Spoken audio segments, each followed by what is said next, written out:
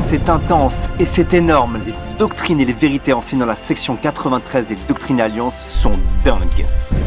Pour l'expliquer, nous allons partager deux histoires vraies et très liées.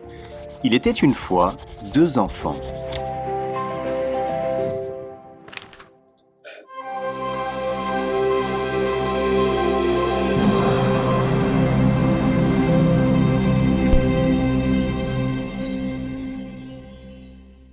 Le premier enfant a commencé sa vie ici, ou du moins, c'est la partie de l'histoire que nous connaissons le mieux. Cependant, cet enfant n'a en réalité pas commencé sa vie ici, mais dans le monde prémortel en tant que premier-né de notre Père Céleste. Grâce au pouvoir de Dieu, il a créé la terre, les mondes et tout ce qu'ils contiennent. Le Père l'a choisi pour être notre Rédempteur, le messager du salut, l'Esprit de vérité et la lumière du monde. Et il a accepté. Oui, c'est Jésus-Christ, à qui le Père a donné toute sa plénitude et sa puissance. Mais pour accomplir le plan éternel de salut de Dieu, ce Fils littéral a choisi de venir sur terre en tant qu'homme et de commencer sa vie comme un bébé innocent. Quelle puissance cosmique phénoménale! Dans un tout petit espace de vie, dans une mangeoire, dans une étable. Comme tout autre bébé, Jésus dépendait entièrement de ses parents pour l'amour, la nourriture et la protection. Il a dû apprendre à manger, à ramper, à marcher et même à parler. Il a appris rapidement.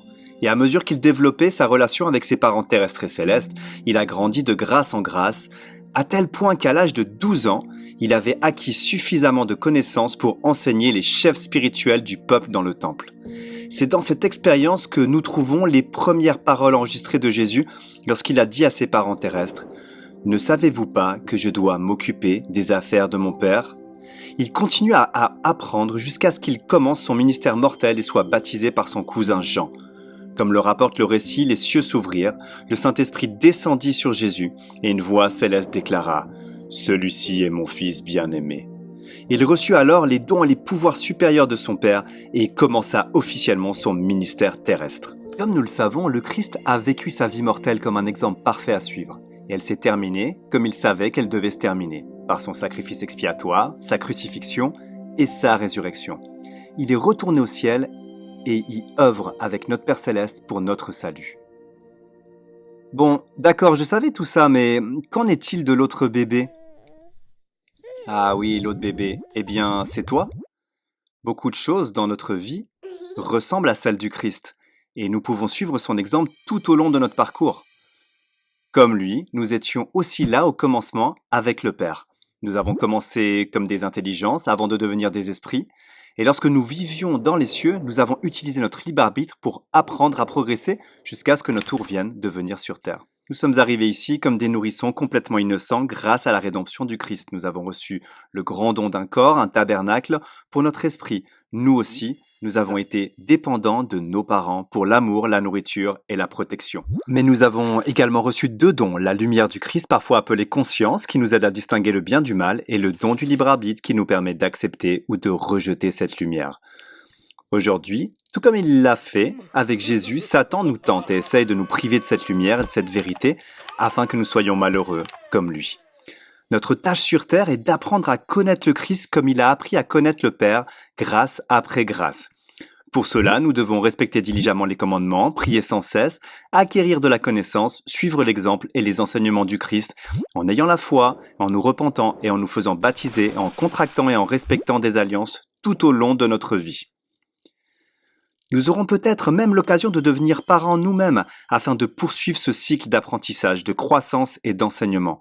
Dans la section 93, le Seigneur indique clairement que les mères et les pères doivent participer activement à l'éducation de leurs enfants dans la lumière et la vérité et de leur enseigner les principes corrects qui les mènent au Christ, tout comme lui nous conduit au Père.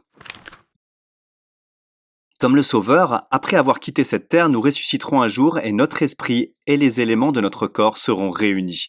Et si nous menons une vie digne et recherchons le repentir, nous pourrons également être glorifiés et recevoir une plénitude de joie. Alors, dans le royaume céleste, nous pourrons recevoir un héritage avec le Christ, voir la face de Dieu et savoir qu'il existe. Bon alors, quelle chose époustouflante cette section nous a-t-elle apprises ?